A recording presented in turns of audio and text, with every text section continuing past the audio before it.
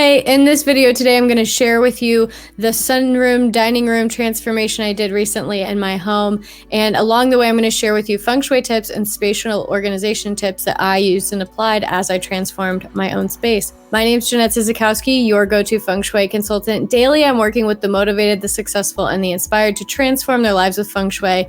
And in today's video, I'm going to take you through my own home. Let's get into it.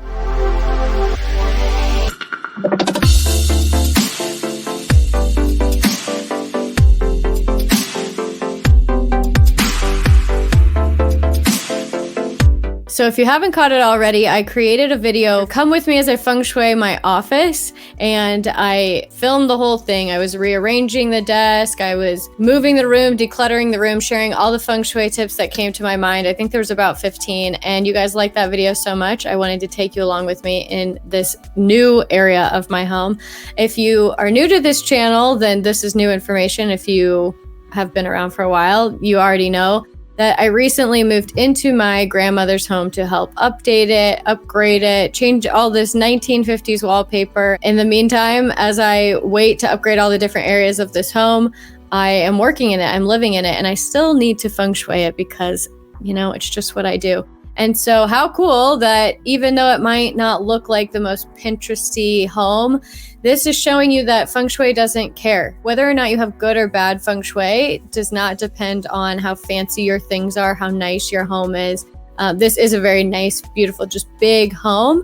And she lived in it for about 45 years. The furniture has been the same. Things have all been the same. And so it's so fun to come in and just shift a few things and see how the home totally changes and how much more room we can create when we use some of these, again, spatial organization tips and Feng Shui tips. So I'm going to take you with me. Let's look at the first images.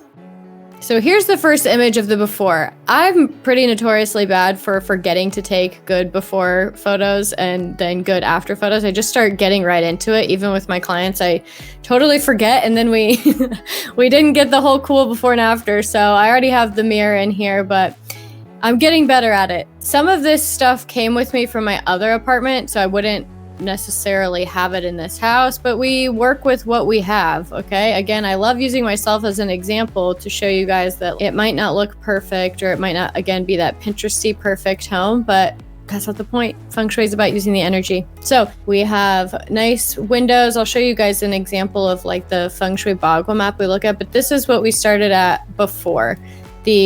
Some lamps, this china cabinet, her dining room table, over here in a sunroom. And what you'll see here, you had this whole room right here.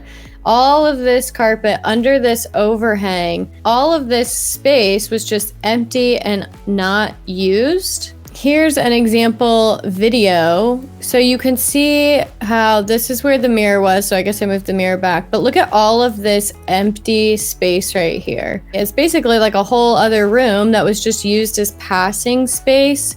And on one hand, I can understand why a family would want to put the dining room here with all of the nice windows and the nice lighting. But what changes our decision is when we look at the Feng Shui floor plan. So as you can see here, a lot of open space. And as somebody who doesn't really eat at a dining room table, who didn't want to work at a dining room table, this was not where good Feng Shui work energy was, like the money energy or any of the energy I needed to help me with my business. So I wasn't going to work from here. What I concluded from a Feng Shui floor plan was that this was better area for like thinking and journaling. To give you an example, I looked at this version for my house. This is not my floor plan. I do this for my house. This is the Feng Shui bagua map with using the classical Feng Shui flying star technique. Different numbers over your home tell us a story. Each of these numbers is associated with an element, an energy type, a body part, an emotion. And similar to when an astrologer looks at your astrology chart, they look at where the planets are and, okay, your Saturn is in this house and this is kind of what's going to go on for you this year. I do the same thing.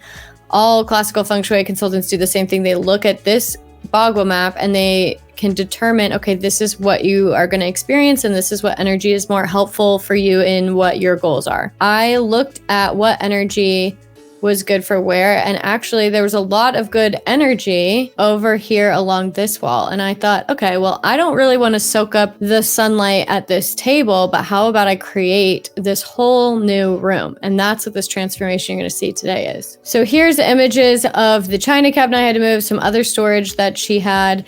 These things have been in place for longer than I care to admit, but I knew that once I moved this cabinet over to the right, it would make that sunroom feel even bigger. Sometimes you have to look at these big, larger pieces of furniture, and in this case, it was dividing the room in half. You'll see it in some other shots. So this beam is where the sunroom opens up, and then over here is where we have this low-hanging ceiling. It's dividing a room that should feel very open, and then it's dividing a room that has this low ceiling that already feels kind of tight. So what I did is I pushed it over to the side and put it closer to a wall so it was more tucked away. I removed all of her other storage items as well and put them in an area where it wouldn't interfere with the traffic of the room. And then this large mirror, I have this large mirror from my apartment. It doesn't totally fit in to this house at all. There's not really a great place. By the way, like $100 very large mirror from IKEA, great value, really heavy, good mirror. But when you have an oversized mirror in a small space, it just doesn't fit. A lot of Feng Shui is about having the correct proportioned items. Is your furniture proportionate to the room? In this case, I'm breaking my own rule because I don't want to get rid of it. I don't plan on living here forever. And then I don't want to buy a whole nother mirror. So, and how do you sell a mirror that weighs like 100 pounds? So anyway, this is breaking a little bit of the rule, but I knew that moving the mirror closer to the window, it would catch some of this natural light. You can see here that it does. So you have this window. This mirror is catching the natural light and bouncing it back into this darker space. Even though it's a little awkward and a bit oversized in this room, it's helping me create an even bigger space. Over here, you can see now I have started to add in some of the furniture pieces. So over here, we've moved in an extra recliner, one of her nice chairs. The dining room table has now shifted to under that low-hanging ceiling. It actually works out very well in the case of this home because it's very close to the kitchen. So if people were bringing in and out food, it's right there. In the future, this low-hanging ceiling right now just has a recessed light, but it'll be really nice to add in like a decorative lamp. It will still have to be low because the ceiling is very low, so it can't be like a full-on chandelier, but the dining room will be a nice framed moment in the house. It'll be this nice framed room, and look at how much extra space we are gaining. I've already fit in 2 extra chairs. You can definitely see it in these video shots, just how much extra room there is. And to think we had this whole center wasted space that was just being used as like transition where people were just walking in and out of but couldn't use it for anything. And when you have a lot of empty space like that, that's when clutter starts to pile up. It's important to remember having purpose for your rooms, having purpose for your spaces. And some of those rooms can be specifically storage. But in this case, this was right off the living room, right next to the sunroom. It was just this big open room that was meant for communing. It was meant for hanging out with family. And it was just starting to collect things, collect items, collect stuff, because what else are you going to do there if it didn't have a purpose? So in this case, that's why I had to remove a lot of storage, fit in the table, and now we have this whole other functioning sunroom, which is so cool. So here's that final shot. You can see, like I mentioned, there's this low ceiling with this low light, and it still works though, because you're sitting down in a dining room. It doesn't matter. And look at all of this extra space we now have. That mirror is picking up the natural light from the window, making it even brighter. And now you can fit so many more people. Not only can you have people sitting here, you can have people sitting at the dining room. There's just so much more use and purpose with this furniture in this space now. This is a before shot of the dining room and sunroom together. We have stuff, wrapping paper, bar cards, cabinetries. Because it's empty space that's not being used for a purpose, for a function, it is often the easiest to just start putting stuff in there that you walk by. This video here shows just like how much room you gain when you move furniture around. Who knew that this dining room table would also fit with this china cabinet and mirror? And then what you can't see from this angle per se is that you have this whole other room, essentially this whole extension of the house that can be used and actually where you can soak in all of the sun. Often you're eating in the evening anyway, so it actually doesn't bother me too much that you're not picking up all the sunlight while you're eating. How you gained a whole extra extension of the house by moving that dining room table. This part of the wall already stuck out anyway, and so now we don't have any wasted space or awkward corners jutting out with this china cabinet tucked into the side, hugging that wall. Here's an even better shot of this empty sunroom now. Look how big, spacious, open, and airy it is. Here in this room, we started moving in the furniture, which again, sometimes for people, it's difficult to look at a room and actually realize how much space is in it. Not everybody has the same ability to design with their mind, look at a space and see how much space there is in that room. And so I recommend that you just try it out. Move the table, move the chair. You can always move things back. It's so interesting to me how nervous people are to even... That being said, it is a little bit of work to put sliders under these things, move the heavy furniture, move the chair, move the recliner. You're not sure how, if you like the bed in that corner, why not just try it? Just move it. In this case, this is a perfect example of after 40 years of a dining room table being in the same exact spot, had somebody just moved it over and thought, I'd like to sit and soak up this sun more. That's the thought that went through my mind before I even looked at the feng shui of the space, the actual energy in the spaces. I just thought, I want to use this room. I want to relax in this room. This is where all the natural light comes in, and I want to be able to soak it up. And I'm not going to be doing that at a dining room table. I don't work from a dining room table. I don't sit there. These are the kind of things like, how do you want to use your space? How do you like a room? And you're like, oh, I wish I could be in this room more, but the furniture's in the way. That's your furniture. You get to move that furniture. Then I looked at the feng shui of the space and saw, yeah, this energy over here is meant to be relaxing in and hanging out in. So let's move it. So that I did over here. Now you can see you get even more understanding as you slowly move this furniture, and you can see just how much fits in here.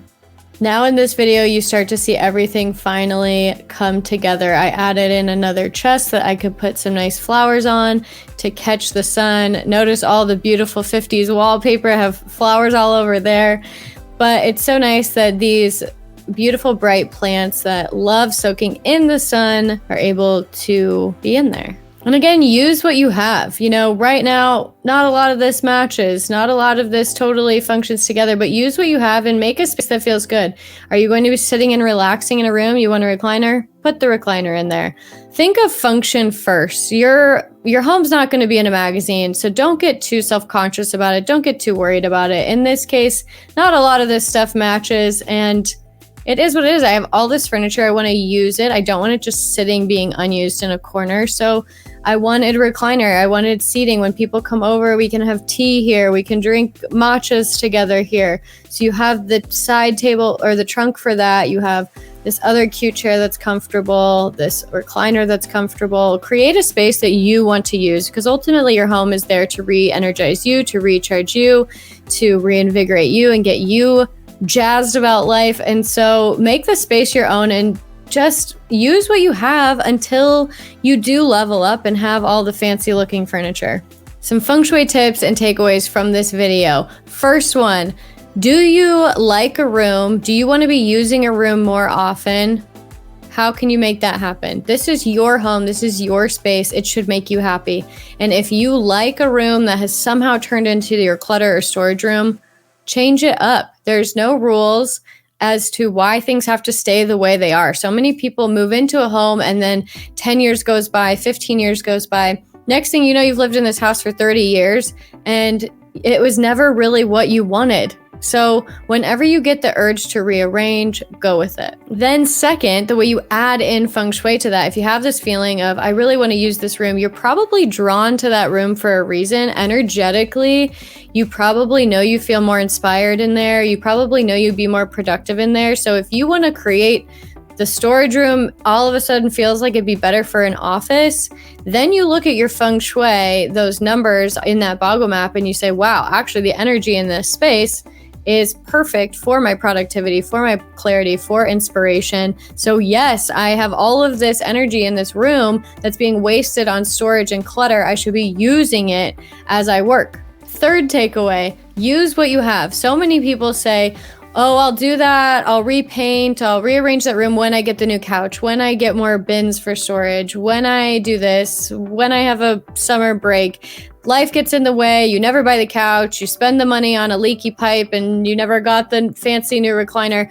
So just use what you have now. Don't worry if it doesn't fully match. Don't worry if it technically doesn't make sense or you wouldn't find it in Architectural Digest. If you want the space to be more cozy, you have a couch, move it in there. If you want to be utilizing the money energy and you need a new place to work, make it your office. Do what you want and don't get too hung up on the rules or if it looks Pinterest perfect. And the last takeaway, experiment with what you have. Like I mentioned throughout the video, not everybody can just look at a space and is gifted. My background is design. This is what I'm used to. I can look at a space and know exactly how it's all going to fit in. I can see proportions. But I have worked with so many people, engineers, a lot of technical thinking minds where they want to measure everything out and they just don't see how it'll work. And even some Zoom consultations, some virtual consultations, I'll tell somebody to move their king bed over to a different wall. And they're like, no, Jeanette, that will never work. That'll never fit over there. And I'm like, trust me, it will. You're fine. And it does. So it's always good if I'm not talking in your ear, if I'm not encouraging you to do it, experiment with yourself. Take a Saturday when you're bored and instead of binge watching TV, take a day to mix it up, rearrange it. And you know what? Even if you move it all back, your space, the energy in your space, which is the Feng Shui, the energy in your space is going to get a wake-up call. It's like you're giving life to all of these pieces. You're reinvigorating all of these items and you're giving attention to your space. And so that'll excite your home. That'll excite the energy in your space. Just playing with it, having fun, being creative. Just go with it. And if it doesn't work, you can always move things back. Thank you so much for watching this video today. Thank you for Feng Shuiing with me. Comment below in the comments, what do you think of the new arrangement? Would you have imagined that you could fit that much furniture into the new space? What do you think of the new dining room table spot? Like this video if you enjoyed it, even just a little bit. And if you're new to this channel, subscribe, hit the notification bell so that you can be alerted when these Feng Shui and mindset tip videos come out. These videos help you transform a life and a space that you maybe just tolerate into one you treasure.